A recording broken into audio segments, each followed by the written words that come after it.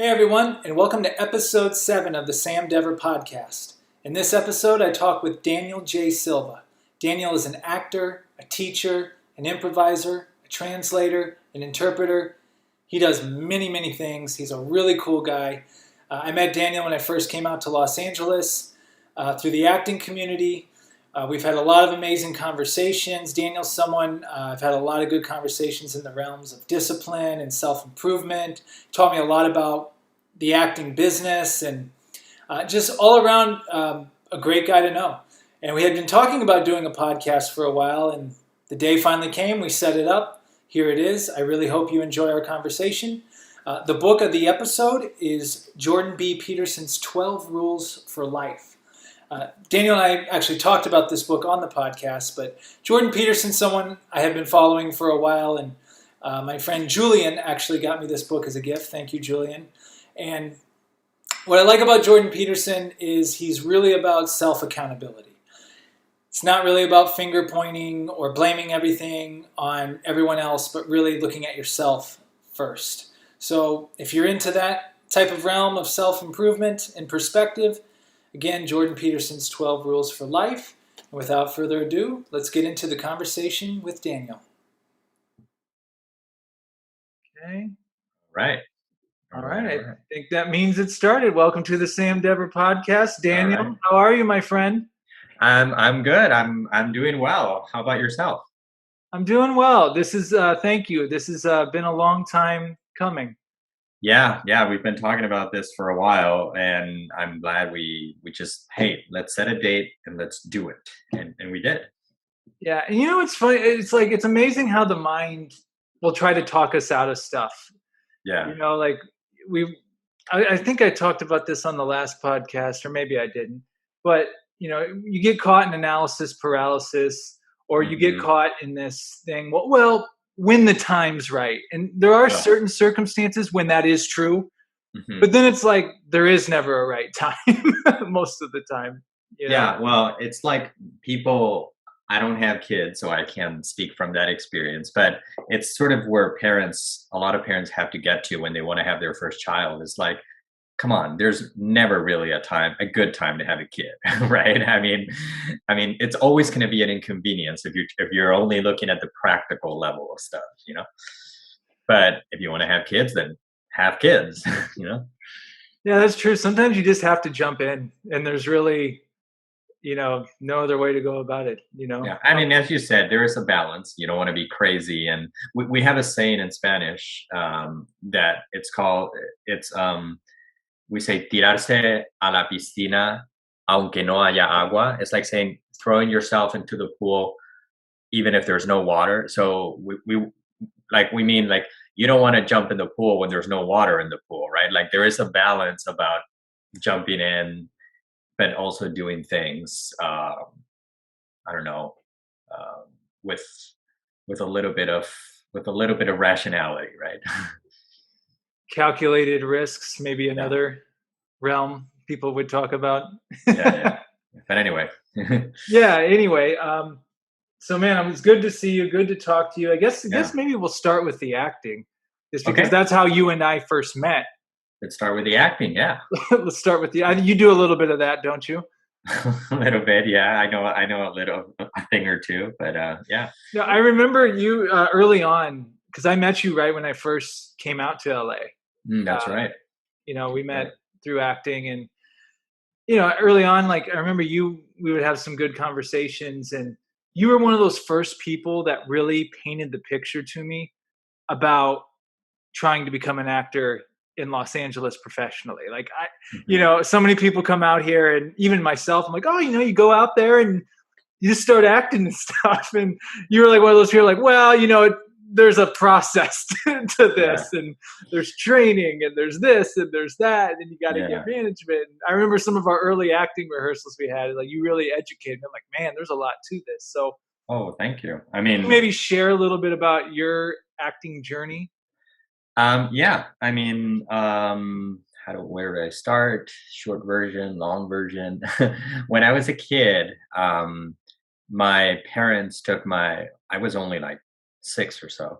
My parents took my sister to an audition because seen her, and they thought she was funny and cute and she could be in commercials and that type of thing. So they were like, well, what are we going to do with Danny? Let's just bring him along. Right. So this was back in Madrid in Spain. So that's where I was born and raised. So I hopped along, and I remember there was this scene where I was supposed to be mopping, and I was supposed to throw the mop on the floor, say, I don't want to mop anymore, you MFer, or something like that. And I started laughing and like, oh, I'm cursing, that type of thing.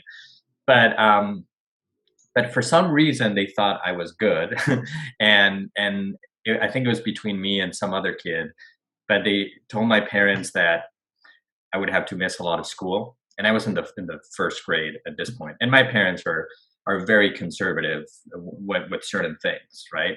So you're like, no, he's not missing school, right? And that was that for a while. And then cut to 10 years later or so, my sister again said, we used to go to the same school, but she's my older sister, so I always kind of followed a bit in her footsteps.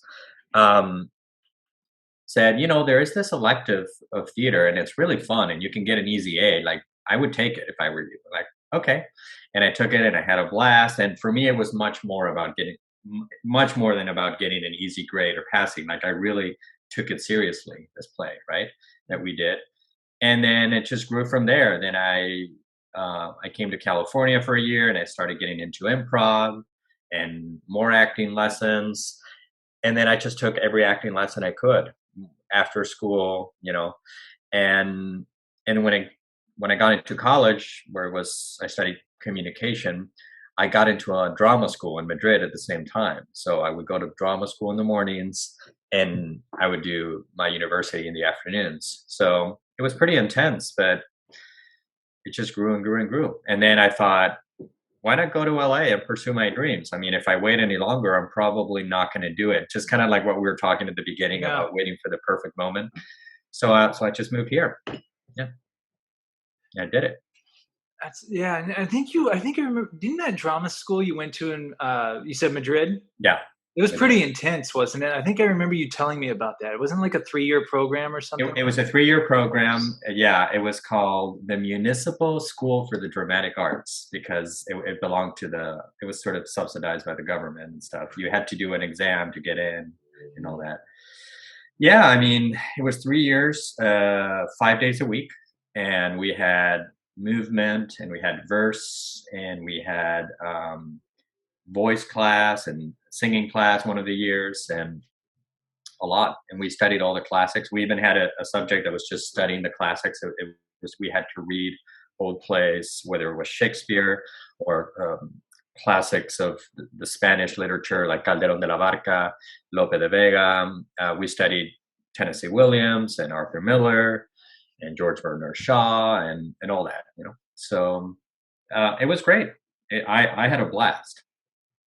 You had a little bit of preparation before you came out to Los Angeles. Yeah, but I mean, there was still quite a bit of a learning curve because none of my subjects were on camera.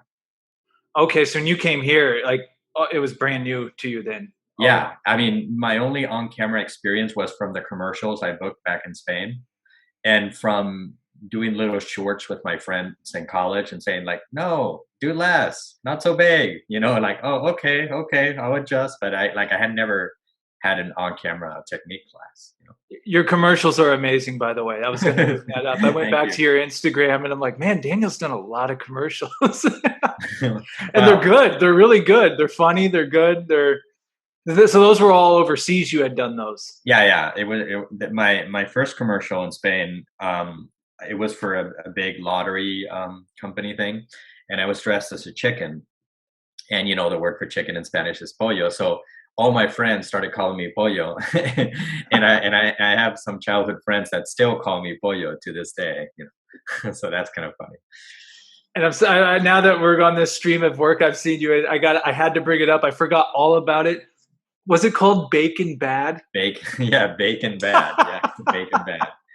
Could you, for any Breaking Bad fans out there, could you give a brief summary of what that project was because it was incredible. Yeah, I think it's still on YouTube. You can find it. It's basically a parody of Breaking Bad. It was shot at the same time as the last season of Breaking Bad was wrapping up, and I play Jesse, right? And we just add bacon to the formula. So you'll have to see. It's not I, bad. It made like Formula. Tosh Point oh, didn't it? Didn't you say it got on? Well, I did two. I did two different Breaking Bad parodies. Bacon Bad was something I did with some people that just did it on their own, like a spec project.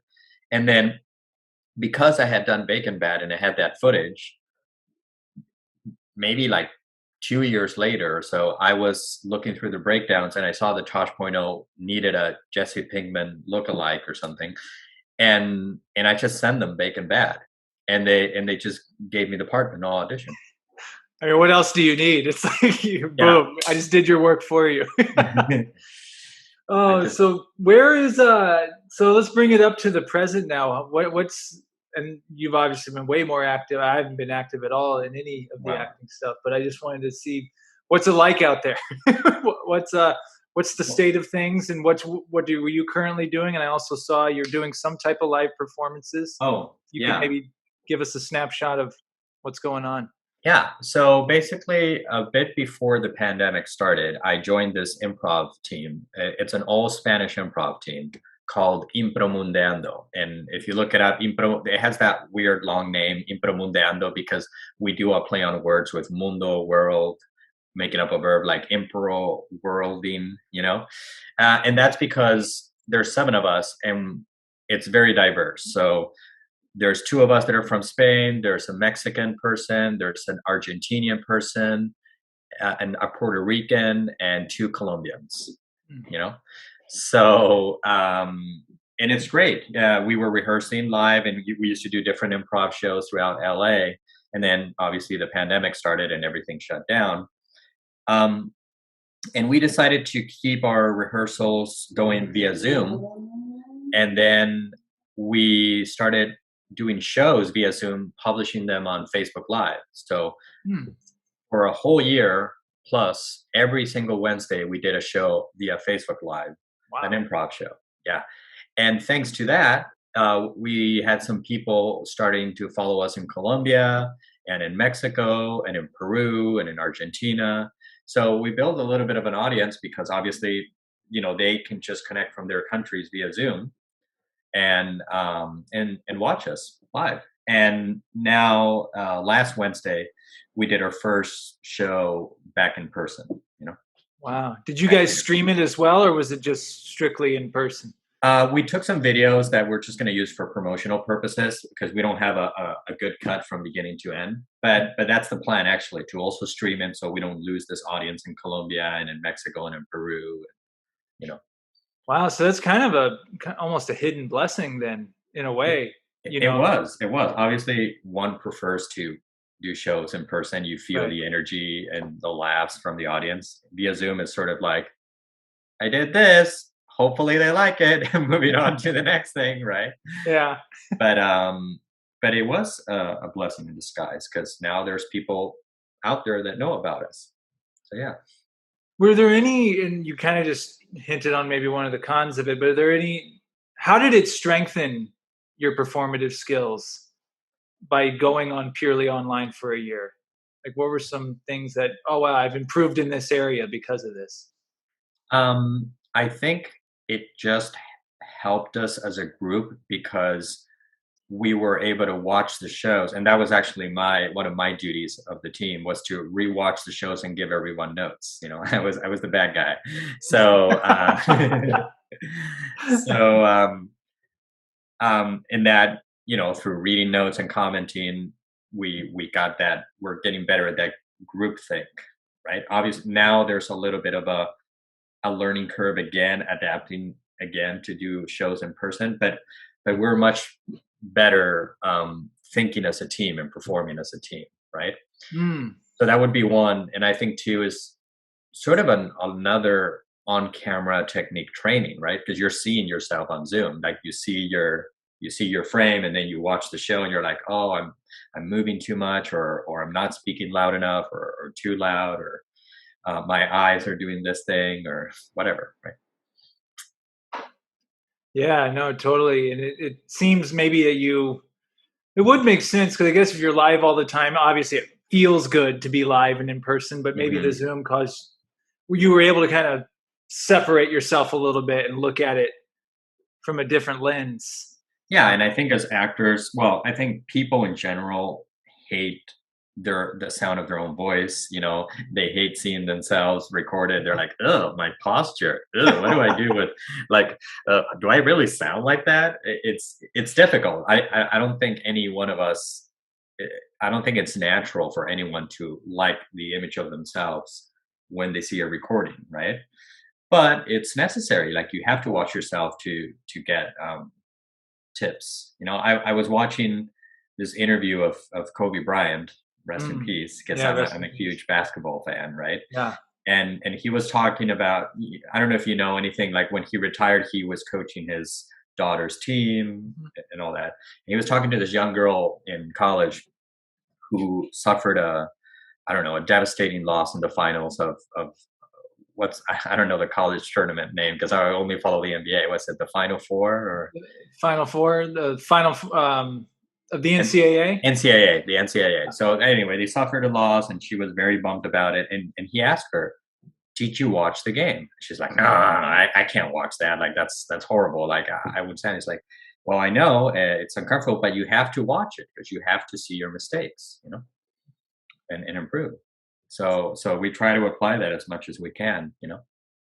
I love that. I love that. And I also still hard to believe he's gone, man. Like how you'll drive around LA and you'll see the murals and everything. It's such an amazing, not just a basketball player, but just human being in general. Inspired a lot of people. Yeah, yeah, and I'm one of them. And piggybacking off what you said there, I had an acting teacher tell me he summed it up so brilliantly.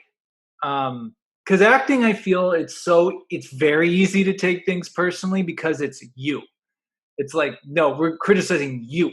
Well, and they used to tell us, remember in class, Chris, take things personally. Remember? Yeah, yeah, no, yeah, right, right. And one of the teachers, it was actually Mr. Carnegie, said, I'll never forget this when he said it. He's just like, and I'm paraphrasing, but he said something along the lines: the second you can recognize your deficiencies, you can then take the steps to correct them. And I know that sounds really, really simple and obvious, but when you're caught in your head and you're caught in your ego, when you're caught in, oh, this person just told me that I'm not, it's like, screw them. They don't know what they're talking about. But man, if you can remove that and just look at everything, like, how can I get better? How can Well, I? yeah, you can't be afraid of the truth, right? Yeah. And that's something that's really limited me for years. Maybe it still does now to a degree, which is not wanting to think about certain things, not wanting to face them because it's just too stressful, too difficult. It's kind of like the person who's super overweight and doesn't want to. They don't want to measure themselves or they don't want to weigh themselves, right? Because Mm. it's just too traumatic, too painful. But as they say, what gets measured gets managed, right? So if you don't measure something, then you can't see your tiny little progress. And that's the other thing. If you can see, like, let's if we keep going with the analogy of weight, right? You may not see any changes in the mirror for a long time. But if you weigh yourself and you see that the number is going down, or the number is going up if you want to build muscle or whatever the case may be, you're like, oh, wow, I am making progress. But you wouldn't know that you're making progress unless you measured it, right? Yeah, I feel that way, especially with the injury I've gone through the past year. It's like you Oh, don't notice it yeah. every second of the day. But then Uh-huh. when, yeah, you do on a weekly, monthly basis, you're like, oh, wow, I'm farther along than when I was Yeah. back then. And even if it's just a little bit, you're still farther. And you can't really tell that, or it's hard to tell if you don't keep a record of some, Correct. of somehow. Yeah. I love this already. There's already like 10 clips I can grab. Okay, good. All right. Got a Here's a click? good wealth That's bank great. of info here. Um, So yeah, when we were talking a little before we started recording, and again, thanks for the Zoom tip. Uh, I know you Oh, said yeah. you're pretty well versed in Zoom, and one of those areas besides acting you've used it in, you also do some teaching. And Yes. I was wondering if maybe you could give us some perspective on maybe what exactly you teach and what's teaching been like for you during this time. Oh, yeah, yeah. I teach Spanish. So as I mentioned earlier, I was born and raised in Madrid, Spain, but my mom's American, so I always grew up bilingual. And teaching, but even when I was back in college in Madrid, I used to teach English, just tutor for extra cash. And when I moved here, I started teaching Spanish. And it just started as a survival job, something I could do to make a few bucks. But it grew and grew, and my interest in it and my love for it grew and grew as well. So I'm very fortunate because I love teaching. Otherwise, it would be pretty miserable, right? Having to do something every week that you don't like to do just to be able to be in LA and do acting. But I really like it, and most of my students are adults. I have a few groups, and through teaching, I work with a company that gets me students and stuff. I've been also able to do some live translation jobs, live interpreting jobs, which was pretty scary in the beginning. But I did it once. They were happy with me. They called me again and again and again, and now I do it pretty frequently as well. Wow. Now is that separate from the acting realm, That's or is that separate from the acting. Yeah. So acting is I'm in the same camp as everyone. I try to get auditions. When I get them, I do my best and hope for the best, right? yeah? So there's the acting, the auditioning portion. There's the improv, which we do. It's our own thing. There's the teaching, and on top of the teaching, there's the live translation, live interpreting. Yeah, it kind of it moves me. I don't want to get. I want to talk more about your teaching, but it seems to me like you found a good balance in your life. You love acting. You're really good at it. You work really hard at it, but you also, you know, are like, hey, I'm doing all I can in this, but there's another part of my life, and you know, Mhm, paying bills and doing all this other life stuff mhm. that you got to do. But have found. I don't know. It seems that you found like a nice balance with life, and you're very cultured. You come from a different country. I think you're into music, aren't you, and a bunch of other things. So Yeah. Well, hopefully, I found the balance. I think the balance is something that you can never say, "I found it. I'm good." right, Like yeah, you always have to be tweaking, and as soon as you think you are balanced, like, whoop, but don't forget about the acting. That's the main reason you're here, right? Or don't forget, or whoops, now bills are piling up, and you haven't been as disciplined. So yeah, it's always a constant challenge. But I am happy with my life in that sense. Music, um, yeah, I play guitar. I have a Spanish guitar over there. You can see the Spanish guitar and an electric one. I play when I can. That's another thing that in that balance I've neglected a little bit lately. Playing more, learning new songs. It would be very, very generous to call me a musician. I'm not a musician, but I'm a huge fan of rock and roll. I mean, lots of bands. I love guitar, the sound, playing. Yeah, I love it. is that something you grew up doing in Spain? Well, no, I started when I was 16. Okay, Yeah. 16 was kind of a magical year for me because that it was basically the year I got more into acting, 15 to 16 and guitar. So I kind of found my own so the in arts just that. like hit you at once. Yes, yes. It's like sold. One last question about teaching. I was going to ask you what Yeah. do you like most about it? What do I like most about it?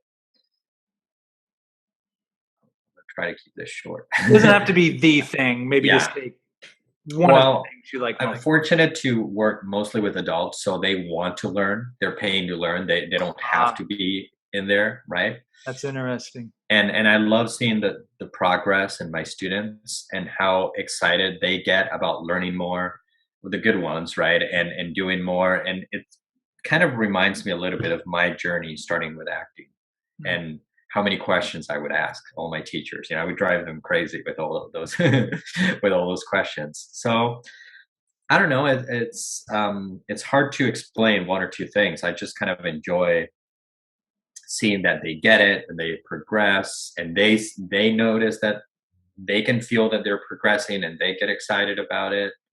So it's kind of an upward spiral versus a downward one, right? Yeah, it's I was having a talk with someone, and not necessarily like in a classroom setting, but it does seem the older you get, like you were told certain information when you're younger, and Yeah. you're just kind of like, whatever. But now when you get older and you get into reading and Hmm. self-improvement and things like that, you're like, oh yeah, like give me more, give me more, give me more. You're like thirsty for it. So that's interesting you said that you're dealing with people that are proactively wanting this Hmm. uh, service that you're offering. Yeah. Yeah.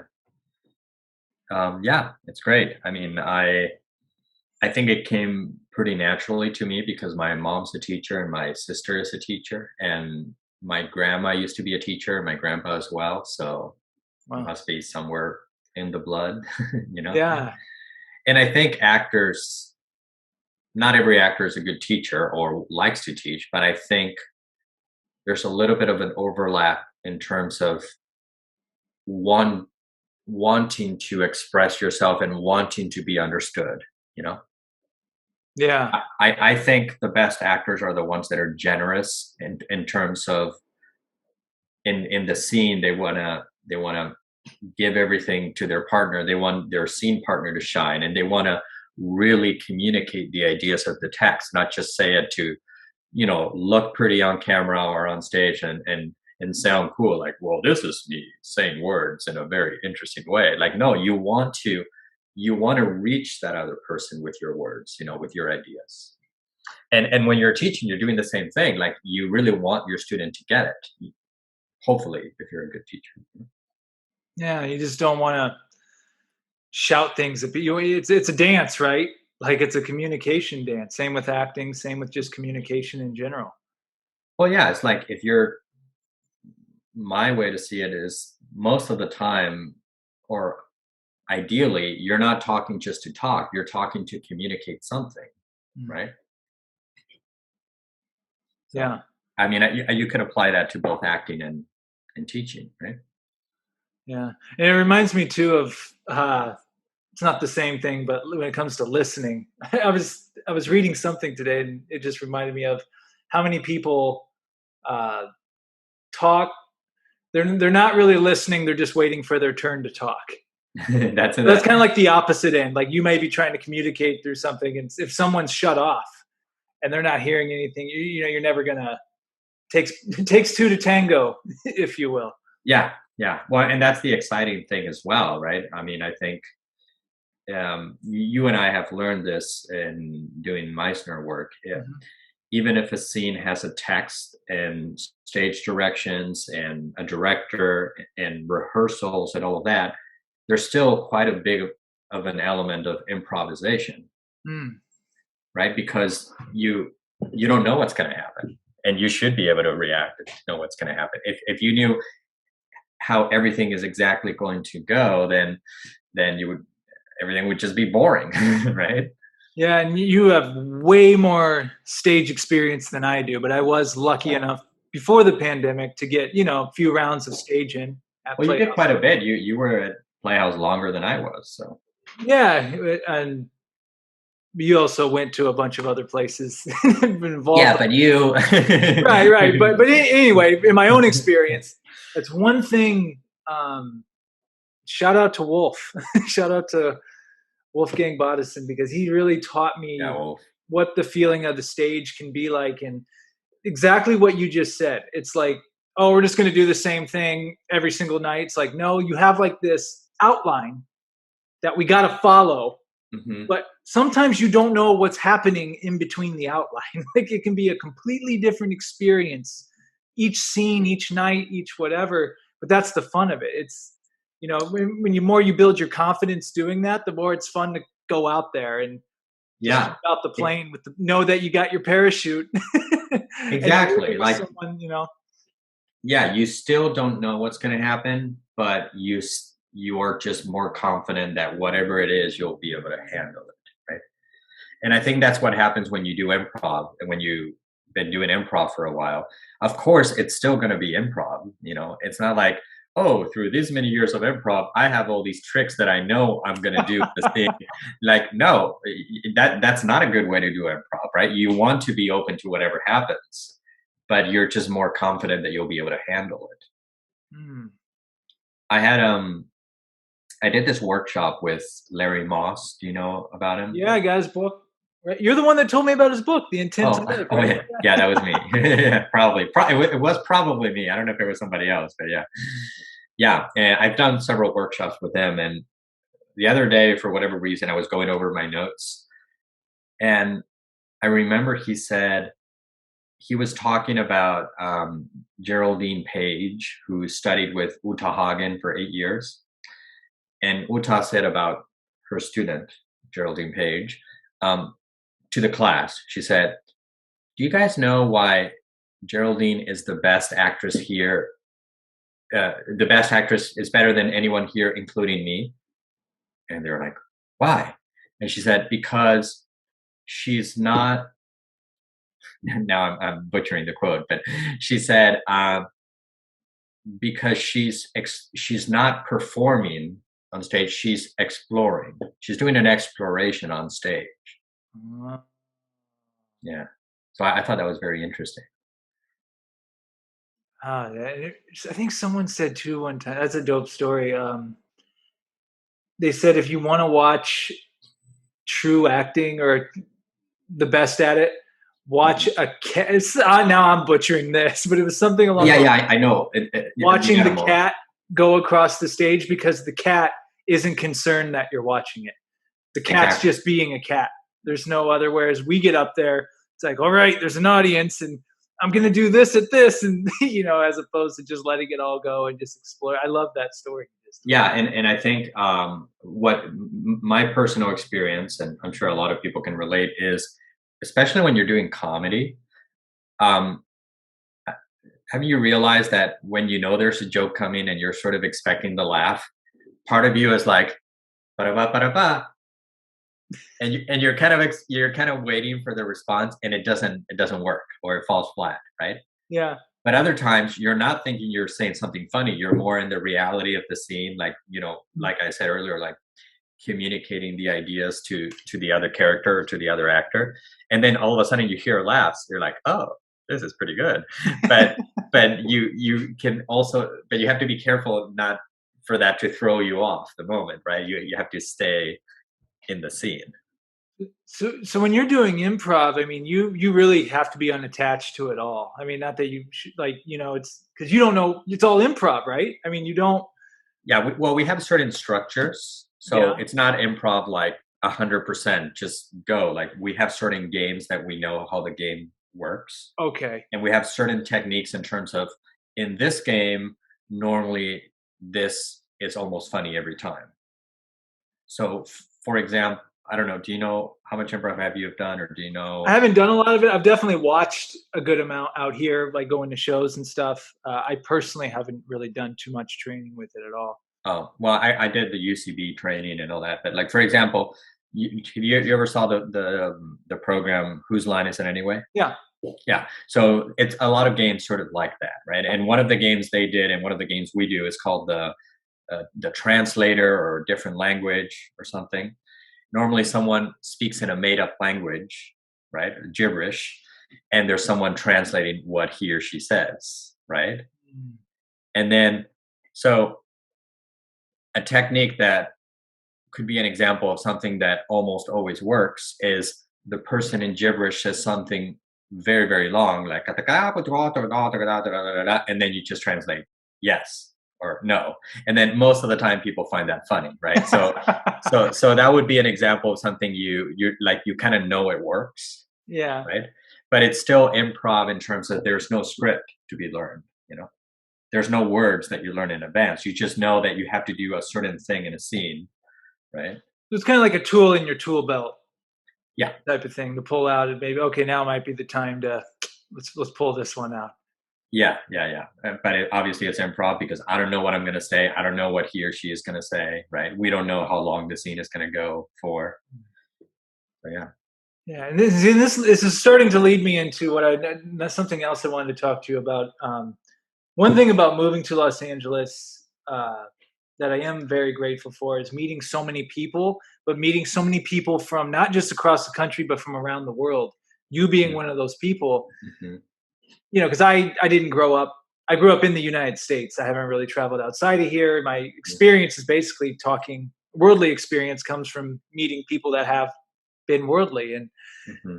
I got a couple things, but just with staying on the improv, I'm like, wait, you're doing this all in Spanish, correct? Yeah, Yeah. So what is it like? And is Spanish your primary language? yeah, So that was the thing you learned first. yeah. I'm more comfortable in Spanish than I am in English. I've done improv in English when I went through the UCB program, Uh-huh. but I feel a little less comfortable doing it in English than doing it in Spanish. You See, and that's insane to me because you speak very good English know? and obviously very good Spanish. So what is it? I guess I'm just curious. What is it like to switch between doing it in Spanish, what acting or improv or whatever, then switching over to English? Is it just like switching out a template for you, or is it like an entirely different experience? Um, switching to well, that's a good question.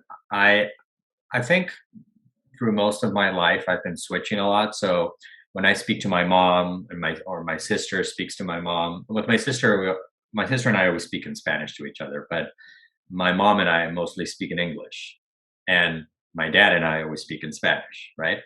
So I've been switching through most of my life, so sometimes I don't really know what language I'm in, you know.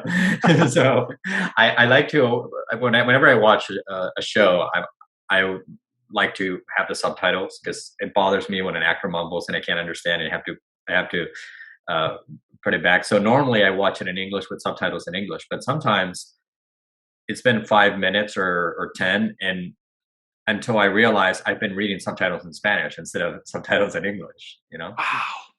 Or I was doing a translation gig the other day, and I was supposed to translate English to Spanish, and I think for some reason I started talking in English, and they're like, "Oh, Mr. Daniel." I was like, "Oh, sorry, wrong language," and I started speaking in Spanish. So sometimes that happens, you know.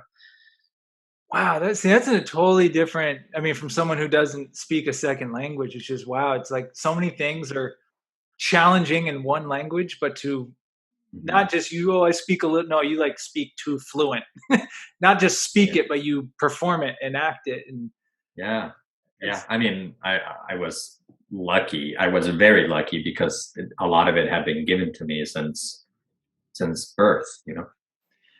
real something that it's funny. Like when I start having these conversations again, especially because we haven't talked in a little while, is Yeah, yeah. there's another gym you gave me about acting. I'm going to tell you about. Uh-oh. Gave me the tip, and I did, especially during this past year where I've watched a lot of pilots. You're the one that told me, hey, if you want to see why great shows are great shows, go and watch their pilots. You had told me that. Oh, really? Did I Yeah, tell you you that? did. Yeah. Oh, I don't even remember. It sounds like And me, you're but spot yeah. on. You're spot on because all these shows, like for instance, I watched the Eric and I actually watched the Sopranos pilot. I had never seen Sopranos. Oh, yeah. I watched the That's good. Sopranos pilot, and I'm like, of course. Yeah. I see why they set it up. So just that's just a random Well, yeah, Daniel tip. I have completely forgotten that I said that, so thank you for teaching me that in return, you know? Yeah, because one of the things that when you and I would have like weekly, biweekly calls Well, sometimes, that's right. you had told me like one thing you were working on at the time for your acting was dedicating yourself to watching like I don't know how many it was, but it was maybe a few times a week you'd watch like a half-hour pilot, um, Mm, mm. just to study why. If you go watch like why some shows became huge shows, like let me see what got that picked up. Like what was it? Like the Breaking Bad pilot, for Oh, example, yeah. phenomenal. You know. Yeah. I mean, you just mentioned probably my 2 favorite shows of all time with Breaking Bad and Sopranos, you know? Really? Well, yeah, I they're guess probably yeah. both in the top 3 or top 4, yeah. Better Call Saul's pretty good too if you've ever watched. Oh, I saw a little bit of the 1st season. Uh, it didn't grab me, but I was watching it on the plane, so maybe I need to give it a maybe I need to give it a more of a shot. But yeah, obviously the same creator, Vince Gilligan, right? Breaking Bad is a true masterpiece. I'll never forget watching that season, in my opinion, that season finale and thinking like, what else do I want? What else do I want? What And of else is course, they there? did the spinoff with Jesse Oh, the afterwards. movie. Hmm. Yeah, that was cool. But that the way it all went down, I think it's been out for a long enough time. People, if spoiler or not, like just the way that ended Yeah, it with was. Walter White, I'm like, it was so poetic. just like, Yeah, yeah, it was. It's phenomenal writing. I mean, I was satisfied. those type of shows are they only come around once in a blue moon, you know. What's interesting too is watching Sopranos. I noticed it's crazy. We're talking about these two shows. I made the comment, and maybe Vince Gilligan did or he didn't, but I noticed Sopranos use certain camera angles that are very Breaking Badish, very Breaking Badish, like these far away diagonal Well, it would be the other shots. way around though, because Sopranos came out earlier. That's what I mean. Yeah, or you would say Maybe Breaking Bad would show shots that are very Sopranos. Breaking Bad might, I guess, Breaking Bad might have been influenced somewhat Yeah, cinematography wise by by the Sopranos. Sopranos. Yeah, yeah. Could have been. Oh, I didn't realize that. That's it. I'll keep my eyes peeled for that if I ever rewatch Breaking Bad, you know, or Sopranos. Yeah, Yeah.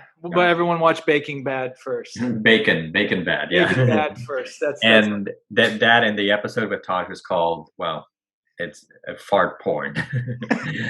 So but watch Bacon Bad or fart porn, and you'll see me saying cursing a lot. Can we curse on your podcast or no? absolutely. Okay, so you'll hear me saying bitch a lot of times, you know. Oh yeah. Yo, Mr. White. Mr. White, we Uh, can't. one topic I definitely wanted to go into. We talked, about you being bilingual, but growing up in Spain, growing up in that, I have had so many, and I've never been, but I've had so many people tell me, like, man, Europe is amazing, but dude, Spain, like Spain and Greece, are like the two places people are like, you gotta go to those two places. Could you maybe give us a little insight to what it was just like growing up in a place like that? Yeah, I mean, it's kind of interesting to me how I am perceived or was perceived because in growing up in Spain, you know, Spain, especially when I was growing up in Madrid, it's a lot less diverse than a city like Los Angeles, right? So pretty much everyone is Spanish or other, right? You don't have a lot of diversity of race, Right. cultural, et cetera, et cetera. So my sister and I were the bright blonde kids. I was super blonde. She's a redhead. So everyone always assumed we were from someplace else, and they would always ask us if we were British, if we were Russian, if we were German, because we didn't look Spanish. Even though nowadays that doesn't apply anymore because everyone is mixed up everywhere, right? So it's interesting how, and even some friends of mine will call me the American, and in a good way. I didn't take offense or anything like that, but I was always seen as the American or the one that looks British or German or just not Spanish, right? Not fully there, and they would always say, "Man, you like all these American music and American movies," and then when I come here, I'm the Spaniard or the European, you know. So it's always like I'm a little bit different than where I am, you know. So that was part of my experience. And then I don't know, what did you want to know in terms of more general how life is there? Maybe Or what might be a better way to maybe a comparison from what it oh, a was like there comparison and what about it was how people behave there versus here. here. Yeah, maybe because one thing I've always heard about Spain in particular, and Hmm. obviously correct me on any of this if it's any of this is out of place, but uh, way more laid back. Like I've had a lot of people tell me it's way more laid back. Where Hmm. America, we're this work, work, work culture, work to the bone, hustle, hustle, Hmm. hustle. Where Spain and maybe some other European countries have more of like, hey, we work hard, but we also enjoy life at the same time at a slower pace. Yeah, I've always heard that. So is that any truth to that? yeah, for sure. I mean, Um, I think Spaniards value comfort, security, and just having fun, Mm, right? mhm, A lot of them work really hard as well, but um, it's a very, very social culture. So, especially at certain ages, to not go out on a Friday night or Saturday night is unthinkable. you know, so yes, you have to study, you have to do your homework, you have to work and all that, but but you need to go out on Friday or go out on Saturday and make plans like that. And I don't think Americans think that way for the most part, mm, right? I don't know. I mean, when I was in Spain, I was very, very critical of Spanish culture, and I was very, very admiring of American culture. And then living here has made me appreciate more things about where I came from, right? mm. So yeah, um, people are very social. They love to talk. They love to dance. They love to go out, have a beer, drink. Um, Something I admired more, liked more about coming here was that the diversity, because in Spain, people are very much the same in a lot of things. Again, now it's different with the expansion of the internet and all that. But when I was growing up, when I was a kid, it's like everyone saw the same channels on TV. Everyone went on vacation to the same spots. Everyone studied similar majors in college if they went to college and had similar jobs and just drove similar cars, and everything was very much the same, you know? So thinking out of the box was difficult at times. So that's kind of and it must not just be a Spain thing, it must be a European thing, because I heard Arnold Schwarzenegger in interviews when he would talk about Austria Mm. that he had a similar criticism for people in Austria for that, you know? Really? Whereas here is like you could be completely different than your neighbor, right? In Yeah. every single way. Yeah. But I don't think it's all good or all bad, because I think when there is that commonality, it also gives people more things to talk about and to have in common when they first meet. Mm. So I don't know, maybe there's a balance there. Yeah, and I guess I mean I don't know. I've been so about the present moment as of late, especially just uh, swinging with Meisner training. They teach you all about being present. Hmm. Me going through an injury and doing all this spiritual work and realize, but everyone comes back to being present. I'm like, man, Sandy Meisner really, really had some life philosophy there. So I guess when I ask this, when I say long term, Hmm. uh, could you see yourself moving back over that way someday, or do you see yourself going back and forth between, Back to living in Spain. yeah, back to living in Spain or anywhere Maybe, else? yeah, maybe, because it depends on, obviously, it depends on my career, where it takes me, and it depends on if I want to form a family, right? Mm, And if I do, which is something I do want to do one day, mhm. it would maybe make more sense to do it back home, because my parents are there and my sister is there, and I would want my kids to be close to their grandparents, right? And also, um, I, LA is a very expensive city, It is. and to think about buying a house or whatever the kid needs in terms of school and stuff. I mean, the cost would be, I haven't even sat down and calculated, but it would be astronomical, probably, Yeah. right? Like you have to be rich just to like have a kid, right? In Los Angeles, pretty much. Yeah, yeah. It doesn't mean it has to be in LA. It could be a different part of the US, but those are two big factors where it would probably make more sense if I wanted to raise a family in Madrid, you know? And also, I think, look, LA, it's a wonderful city where you could meet. In some ways, it's wonderful. In some ways, it's terrible. Maybe like where you could meet people from all over, and it's great that you, as you said, meet people from all over the world. You're always learning stuff, and people are following their dream, and there's a certain energy that it's Yeah. contagious about that, which is great. And we have excellent weather, right? But I think it's hard to find a partner here. I mean, that's a Now whole we're other into a whole other now can we're of into worms the that we could learn. We could open, right? You just opened it. Because whatever I had on the list is gone. It's open. It's open. I It's have open. had this talk with several, both female and males alike, and I was one of those that I won't go off on that soapbox. I'm gonna stay grounded with this. Someone had told me, they said Los Angeles is a very lonely city for single people, and at first I'm like, what are you talking about? It's greater LA metro area. It's like 20 million people. LA County, like all that. It got everything here. But then they explained to me, and this was in their opinion. I've never been to New York City, but from people I know that from there, and this the way they describe it to me, it's a lot more, maybe communal would be the right word. You're You run pre-pandemic. into people more, right? Yeah, you're in big buildings with people, you're walking everywhere, you're running into people constantly, you're taking public transportation. Where LA, you're more spread out. You're Yeah. driving to places. Yeah, you're in your little bubble of your apartment, your car.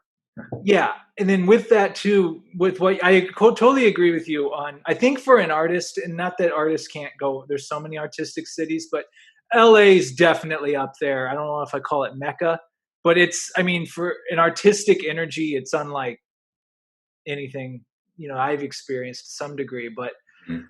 with that, when you have people going for their dreams and people that have sacrificed everything to come here, they're focused. Mhm. They're laser focused on what they're doing. So it's Mhm. a lot of and I've fallen into the same trap too. It's like, oh, why don't I have a girlfriend or this, that, and the other? It's like, well, you look at your look what you do all the time. It's like Yeah. you're not making room for that. But Yeah. it's not like that was done on purpose. It just kind of naturally happened. So I'm just curious to get your insight to this city and out, maybe outside of the acting world, and maybe into like dating out here and trying to find a partner. Well, yeah, because for me, um, like I've dated, well, briefly, I've dated actresses and non-actresses or people who are not in the industry, you know. And I think because of the way I grew up, I didn't grow up surrounded by artists, not at all. I mean, my mom enjoys singing, and my great aunt was an opera singer, but it wasn't an artistic household or an artistic in terms of doing it for a living and all that. It wasn't an artistic neighborhood or a city. And I grew up around it's it's very hard to describe it, normal people, right? Everything was very normal. Everything was very, it was sort of a working class neighborhood, right? Um, so I didn't meet a lot of other actors. I didn't meet a lot of um, other artists. So I'm kind of used to that, I guess, normality. And I think that it would have its advantages to, let's say, have a serious girlfriend that was an actress as well, because we would help each other and stuff. But also, you kind of want some perspective, right? You want someone maybe who doesn't do that and maybe keeps you grounded in a different way in terms of there's more to the world than than the film industry, right? And then what happens in LA is that when you want to date civilians, when you call it civilians in that sense, right? Is that they're probably a lot of them kind of skeptical about dating an actor because our industry is so unstable that you're probably not number one on their priority list to date someone who has an unpredictable schedule and unpredictable income coming in or lack thereof, right? So then you find yourself in this thing is like, do I only date actresses and just keep myself in that little bubble? Or when I say actresses, it could be writers, directors, Right. but um, or or do I kind of fight against that obstacle of a negative stereotypes about actors that apparently there's a lot of them out there, you know? So maybe that's one of the reasons why it's hard to find someone. At least maybe that's been my experience. I I had think a the other girl. day I was just matched with someone and it was on Bumble. So she started talking to me and oh, this is a very cute picture. What brought you to LA? And I said acting. No more, no more replies. That was it. Just disappeared. Like, I I had a girl, yes, tell me, and see, it's the ones that were born and raised out here that know too. Like it was going great, like going great. full conversation. We're on the phone talking, yada yada, planning a meetup, and then I told her I was involved in acting. She goes, "Oh, so you're an actor?" And I said, "Well, I said it's one of the things I do." And she's like, "So you're an actor?" And I go, "Yeah, well, yeah, I guess, yeah." And she's like, "Yeah, I'm sorry, I don't date actors." And like, I caught myself like, "Well, I I do other stuff, like this, that, and the other." And she's just like, "Sorry." And she goes, "It's not personal." She was very like professional about it. She's just like, "It's not personal. I used to work in the entertainment industry. I've Mhm. dated a lot of. It's just something I don't do." And what's interesting, that was a couple years ago at least. Mhm. The more you get involved in it, the more you see like what actors go through and dedication it takes and this that, and the other. There was that moment where I'm like, I get it. Like, Yeah. I I can mean, it's get it. not I their can fault. understand. It's Like, not their dream, it's your dream, right. And yeah, I find it better now to just be upfront from the beginning and put it on my profile. I'm an actor and stuff. And it's not that I want to be talking about acting 24/7, but I do want to make it clear because the sooner they find out, the sooner they either accept it or reject it, you know.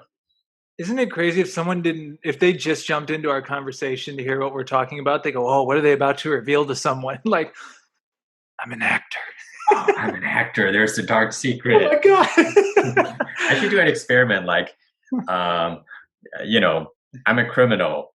I'm a garbage man. No disrespect to garbage man. I'm a this, but worse than all, I'm an actor. Oh, I could take everything else. I could take anything else, but not an actor.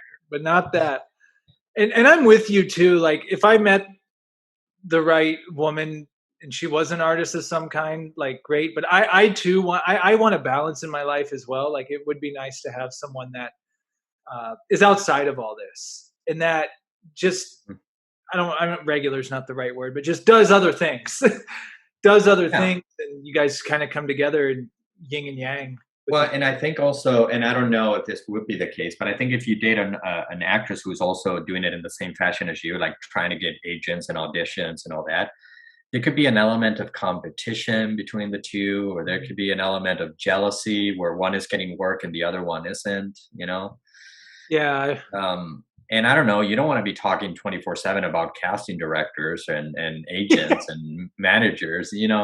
Like it's just like if I were to have a kid, I wouldn't if the kid decides that they want to act, I would support them and maybe teach them a few things, but you want your kid to have a normal childhood and just play, not take them out of school to go to different auditions and always start to worry about that when they're 6, or younger.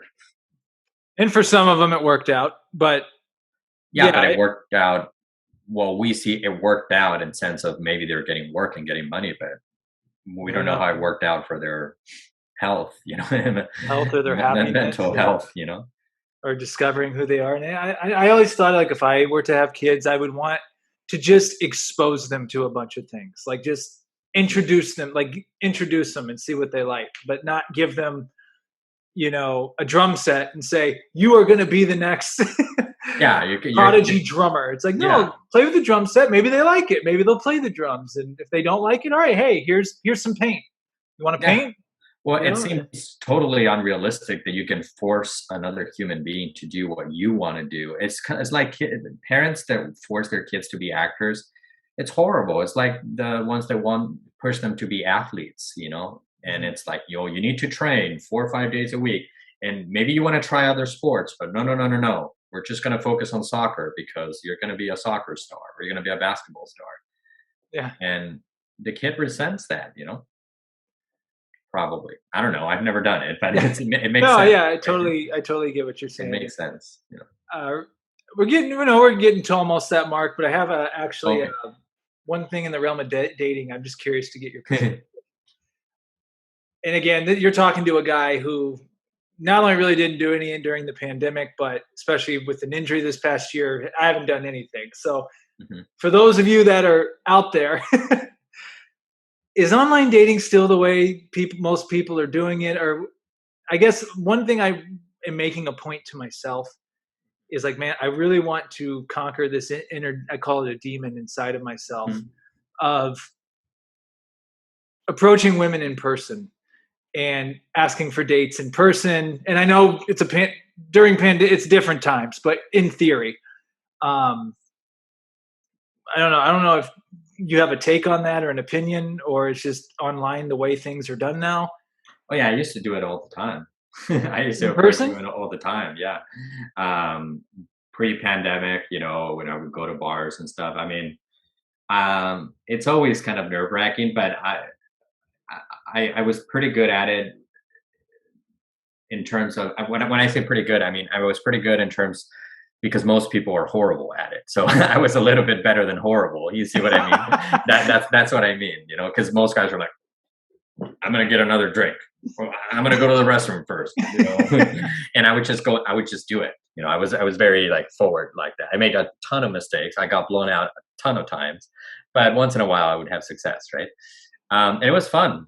But no, I think dating, what's online dating? It's here to stay. Yeah. It's here to stay. So you better get used to it. Like sure, if you go to an event and happen to strike a great conversation with someone, that's probably better.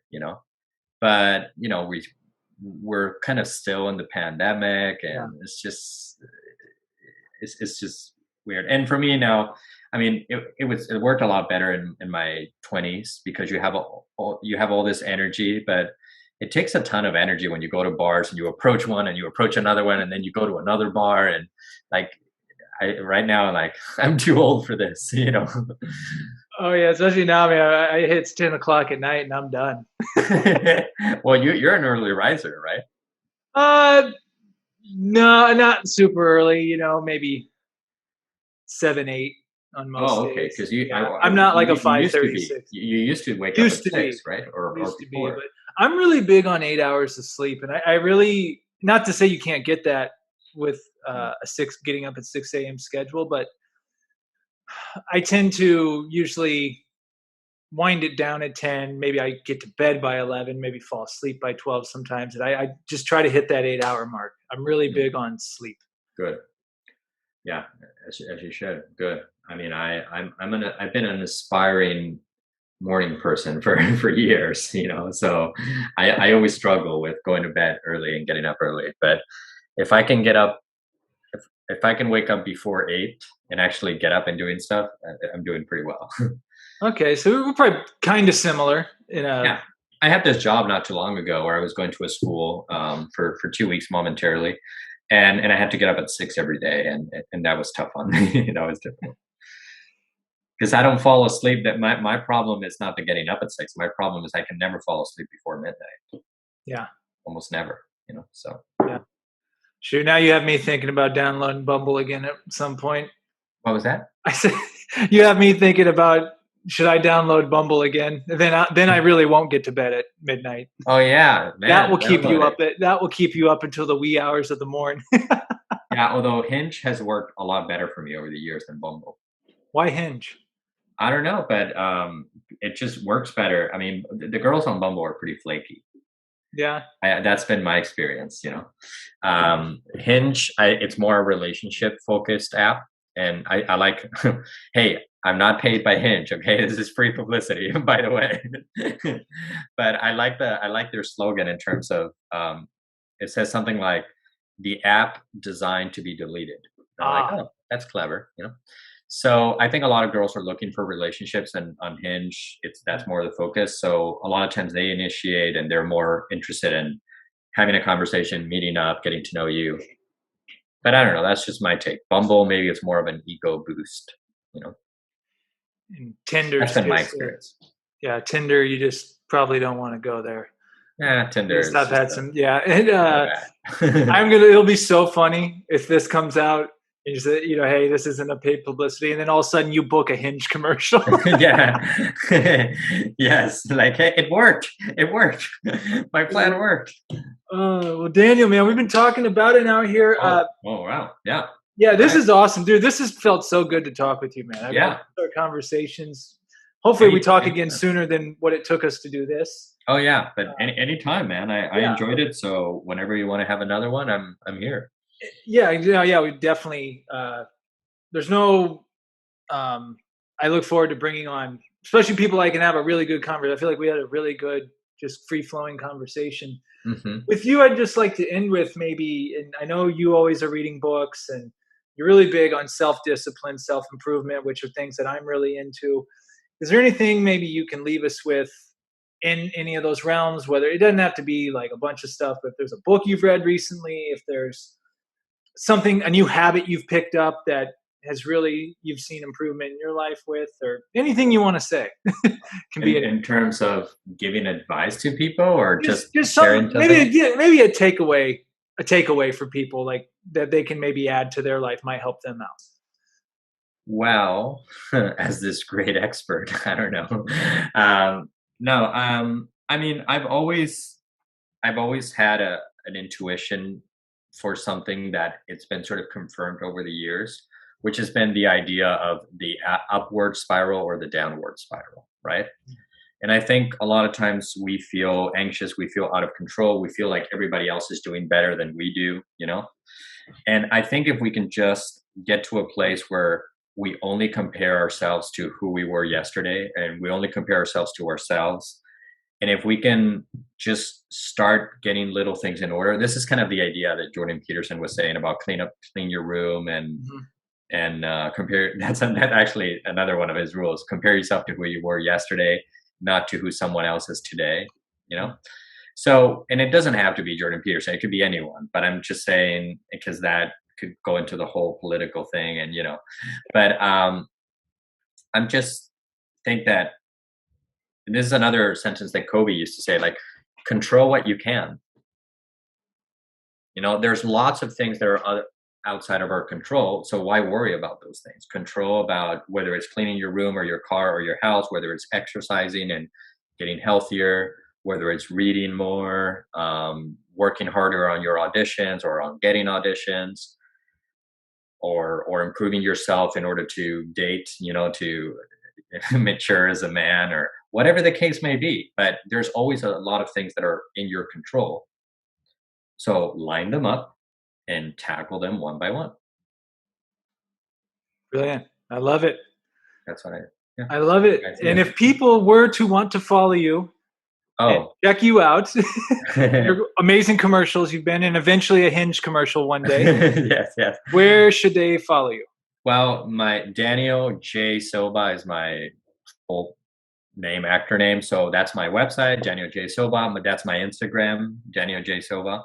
Or I think it's at Daniel John Silva, but you could find me by Daniel J. Silva. That's my Twitter. That's my Facebook. That's everything. And you'll see commercials. You'll see the little stuff I've done. So, yeah. Awesome. And not sure when I hit end if we'll lose. So if we can just do a quick picture. Smile or thumbs up or anything you want on the count of 3. Okay. 1, 2, 3. Perfect, man. Well, all right. Well, I really enjoyed this conversation, Sam. Thank you for having me. Thank you. You're an amazing guest. And yeah, definitely we'll have to do something else in the future. I mean, I'm reminded why you and I connected early. I really value our conversations, and I have a lot of respect, for your discipline and your work ethic. So, well, thank you, and maybe we could start a book club or something. Sign me up.